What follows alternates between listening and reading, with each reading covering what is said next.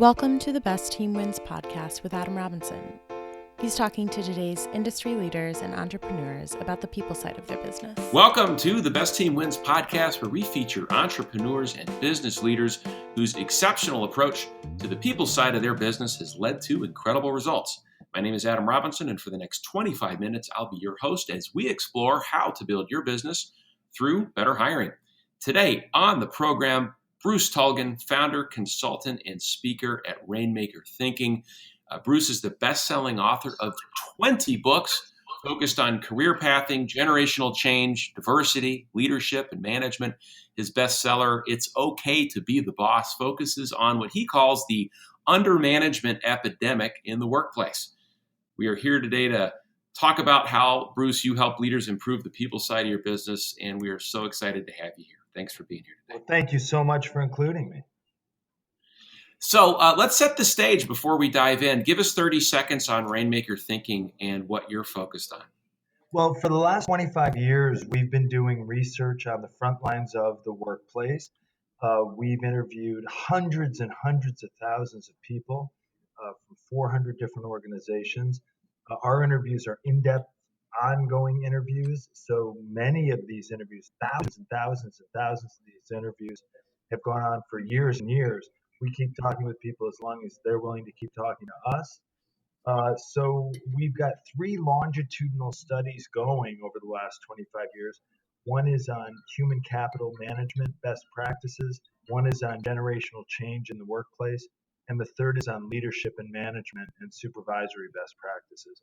So everything we do at Rainmaker Thinking is based on this ongoing research, and we provide training and consulting services for organizations of all shapes and sizes. And if listeners want to learn more about what you're doing, what's the best way for them to do that? Rainmakerthinking.com is our website. And of course, there's always at Bruce Tulgan on Twitter. All right. So let's dig in here. What is the undermanagement epidemic? What does that mean, and what do listeners need to know? Well, what our research shows is that most leaders, managers, and supervisors just don't do enough leading, managing, and supervising.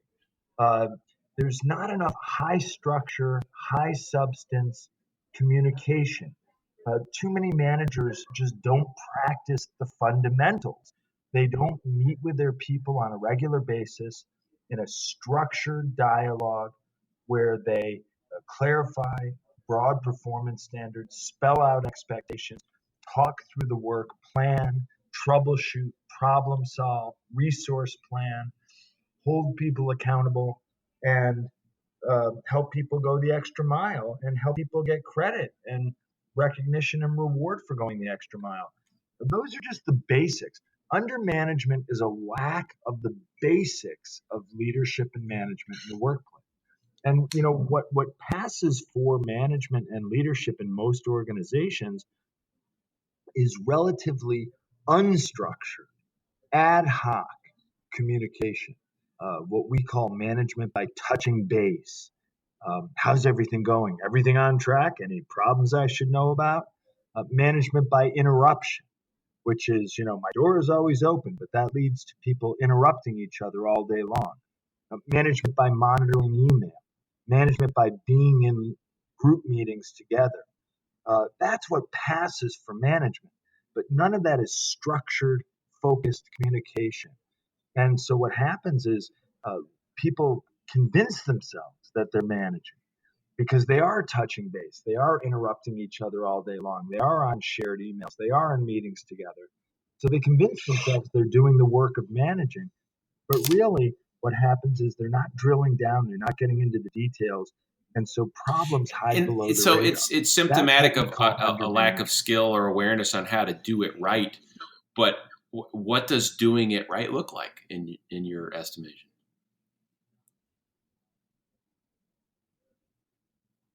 Well, what we look at is, what are the consequences of low structure, low substance communication? And the consequences are huge. Problems occur that never had to occur. Problems get out of control that could have been solved easily. Resources get squandered. People go in the wrong direction for days, weeks, or months on end.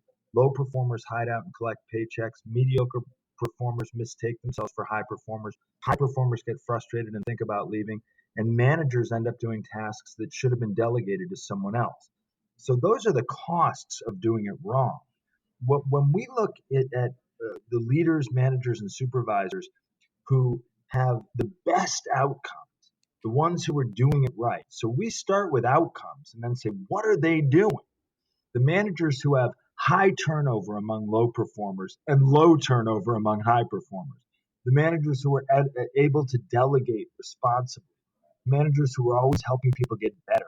Managers who have fewer unnecessary problems and fewer squandered resources. The managers whose employees have high productivity and high quality. What are they doing? And what they're doing is just the fundamentals. They're having regular, structured, one-on-one communication with their direct reports. They're having team meetings, but only for what team meetings are good for. And they're having good team meetings, quick, effective, focused team meetings with good meeting discipline. But then they're having one-on-ones, regular, structured one-on-ones. Structured means that there's enough schedule to the one-on-one, enough predictability that the manager can plan in writing and the direct report can plan in writing. And then they have a regular structured one-on-one once a week. Maybe it's every other day. Sometimes it's every other week. And they go over, they talk through the work. That's the time for planning, for troubleshooting, for problem solving, for clarifying expectations, for making sure people are following standard operating procedures, for making sure that problems aren't hiding below the radar, and for helping people plan how to get what they need, and for holding people accountable every step of the way and helping people go the extra mile. So regular structured one-on-ones, that is the centerpiece of practicing high structure, high substance communication in the workplace. Say I'm an entrepreneur, I'm a founder of a business, or I'm a new manager in the role managing people for the first time. And, I look around and I say, oh my gosh, I've got 8 direct reports. All of the sudden, I need to get really good at this. So structured one-on-ones are the framework, but what does a structured one-on-one look like? What are the elements of a quality conversation based on your research? Well, it's different for every person. And what the key is building a unique structured conversation with every person you manage. That's the key, is customizing a dialogue with every single person based on what you need from that person, based on what that person needs from you. But here's what should be in every one-on-one, that the one-on-ones need to be planned. You need to prepare in writing, and you need to talk about priorities, because most people have more work to do than the available time. So you need to go over what are the priorities, what might not get done. Priorities aren't just about what's going to get done. Priorities are about what might not get done, and then planning the work. If it's ongoing tasks and responsibilities, going over standard operating procedures. If it's a new project, then starting to go over the stages of planning, and then making sure expectations are clear, keeping track in writing of how performance is lining up with those expectations, and then troubleshooting and problem solving and resource planning and holding people accountable for the commitments they've made, and helping people go the extra mile and giving them recognition and reward when they do go the extra mile. Those are the elements. See, you mentioned, team meetings have a time and a place. What is the appropriate function for team meetings? I mean, most team meetings are just so terrible. I mean, the quality is just so bad. Lack of agenda. People are on cell phones. I mean, all of the reasons people complain about having to be in meetings. What how do you feel team meetings fit into the context of structured one-on-ones? Well, for one thing, you have to make sure that good meeting discipline is required and enforced. And that means people need to prepare for meetings. They need to know why they're at a meeting and be there for that reason. If they don't need to be at a meeting, maybe they should second guess whether they need to be there, why they're being invited. And you need to know why you're going and be prepared and practice good meeting discipline. But here's the thing: there's only four good reasons to have a team meeting. The first reason is a feeling of belonging and togetherness. You create a feeling of belonging and togetherness. The second reason is if you have a bunch of information you want to communicate to a bunch of people in the same way at the same time. The third reason is if there's an open question that people need to be able to listen to each other, hear each other, and respond spontaneously to each other. So brainstorming or planning interdependent work, where you need to be able to all be there at the table having the conversation at the same time. But the fourth thing team meetings are good for, often the best thing about team meetings is that they often make it clear that what's really necessary are a bunch of one-on-one huddles. Almost always, if you have a team meeting, it makes clear that at least one-on-one huddle is what's really necessary, and that's why those one-on-one huddles so often follow the team. All right, and let's transition and talk about new hires and onboarding. I mean, a lot of time has been spent on this podcast talking to CEOs and entrepreneurs who are struggling, frankly, with anything more than a trial by fire onboarding experience. What role does structured meeting play in assimilation of new hires and integrating them into a team? What recommendations do you have for listeners who are struggling with that today? Well, our research shows that you need to start communicating clear expectations every step of the way in the attraction process, then in the selection process, and then in the onboarding process. And onboarding needs to be structured. Look, there's an organization, I'm sure you've heard of it, the United States Marine Corps. They have probably they have the best onboarding program in the world. It's 13 weeks, it's 24 hours a day, and they call it boot camp. It works like a. What they do is they take an ordinary human being, they tear them apart, and then they rebuild them, and they turn an ordinary person into a United States Marine. No small thing. But what they do is they have a critical mass of new hires, and they have a shared experience that they put everyone through. And obviously, most employers don't have 13 weeks, and they don't have a huge critical mass of new hires, and they don't have a proving ground and firing ranges. But you don't need that. You don't need to make people do push-ups in the sand at 4 a.m. But what you do need is an intensive process where you make the connection between the individual and his or her new role and the mission of the group, the mission of the team. And you make a connection between the individual and the team members. And you don't just give the person some paperwork, here's the organization chart, here's the employee handbook, and here's where the coffee machine is, here's where the restroom is. Now start moving your arms and legs, and soon you'll be doing what everybody else is doing. Too often, that is what passes for orientation. You've got to make an intensive experience where people are making a connection to the mission, a connection to the people, and then they're starting to understand the basic building blocks of their role. So onboarding then turns into up to speed training. And our advice is that you want to have a schedule for every new hire.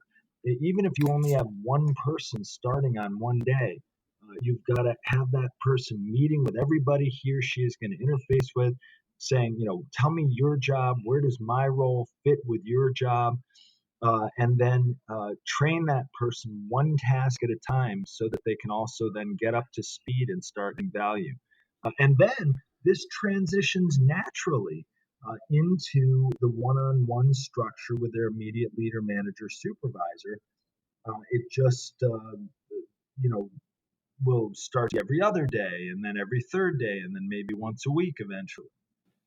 What role do a company's core values, or does the value system of the company play into the fabric of one-on-ones or coaching at this level? How do you see organizations doing this effectively to reinforce culture, I guess is another way to ask that. Well, what our research shows is that every organization has a culture. It's just that most organizations have a culture by default instead of a culture by design. And most cultures by default are tied directly to the sort of path of least resistance, unstructured communication, people scrambling to do more and more with less and less, and everybody sort of out for themselves. And companies can't just announce a culture and then enforce it. What a culture is shared norms and values, shared meaning, shared practices, shared language. This has to be, companies have to decide, what are the things that are never going to change? What are the things that are going to be central to our identity? And then those that language, those practices, those norms and values need to be communicated in everything that's done, every step of the way. In one-on-ones, one-on-ones should not be shooting the breeze. One-on-ones should not be career discussion or counseling or pastoral work. One-on-one should be talking about the work. What are you going to do? How are you going to do it? What do you need? What resources do you need? What problems do you need help with? What expectations do you need clarified? But every step of the way, of course, you want to be making the connection to core values and reminding people wherever it's necessary about the connection to core values. Most managers are really just not comfortable giving, what we used to call constructive feedback. Some people call it radical candor. Some people like it, some people don't, but most managers are really bad at it. It strikes me that it's a critical and necessary ingredient for strong management and coaching.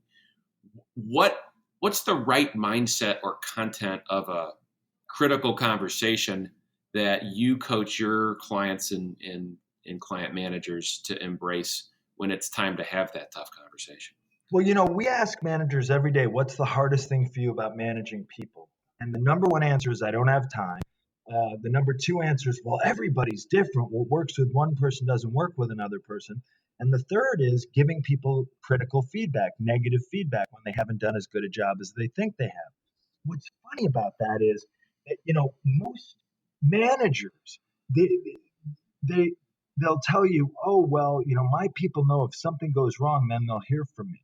Most managers, the one time they make sure that they're going to talk to their people is if things are going really, really wrong, right?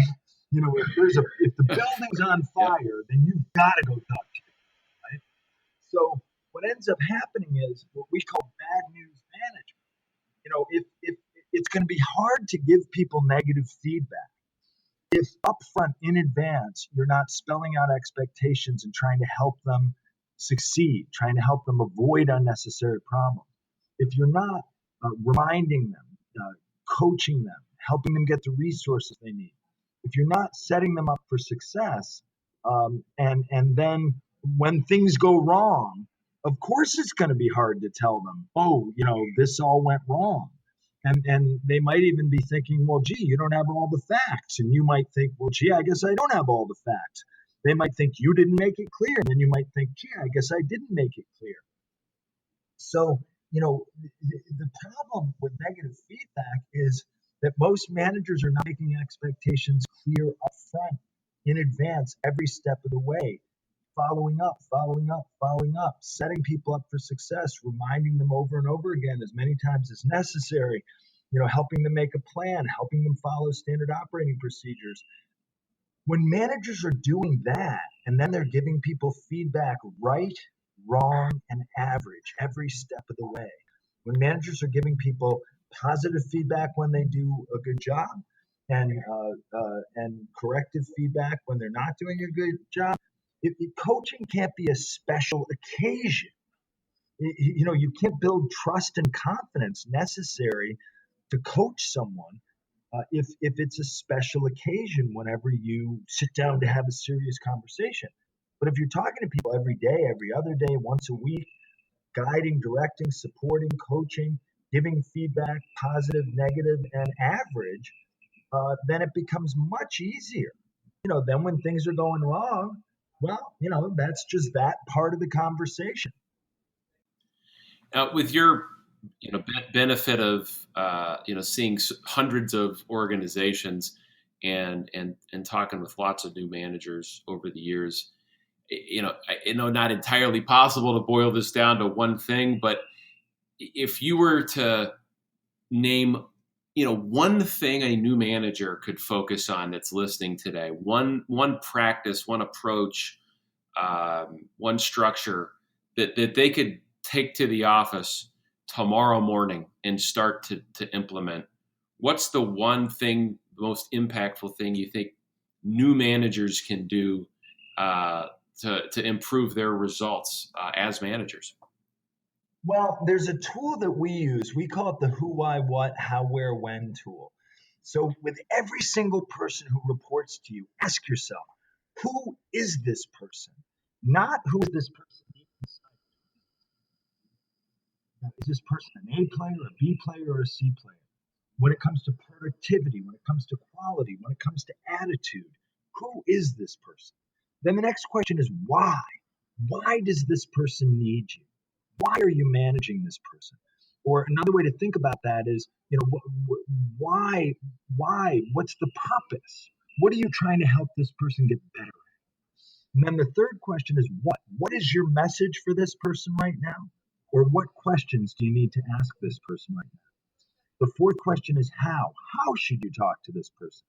And that's a two-part question because it's like in writing or on the phone or in person, but it's also how. Like, should you ask questions or should you give orders? Should you ask questions like an auditor or like a cross-examining attorney? Or should you just spell out instruction? Or should you talk like an older sibling? And then where are you going to have this conversation? And you should remind yourself if you're in a remote location, okay, where is remotely? So I better be really good at that. And when is when like what time and when like how often? Because some people, if you coach them every day or twice a day, all of a sudden they'll do great. Some people, you could talk to them once a week or every other week. So who is this person? Why are you managing this person? What's your message? How should you talk to this person? Where and when? Ask and answer those 6 questions about every person you manage, and you'll be on the right. Fantastic, Bruce. Ladies and gentlemen, that's the final word. We've been learning from Bruce Tulgan, founder of Rainmaker Thinking. Bruce, thank you very much for being with us today. Thanks so much for including me. And that's a wrap for today's episode of the Best Team Wins podcast, where we're featuring entrepreneurs and business leaders whose exceptional approach to the people side of the business has led to incredible results. My name is Adam Robinson, author of the book, The Best Team Wins, which you can find online at www.thebestteamwins.com. Thank you for tuning in, and we will see you right here next week.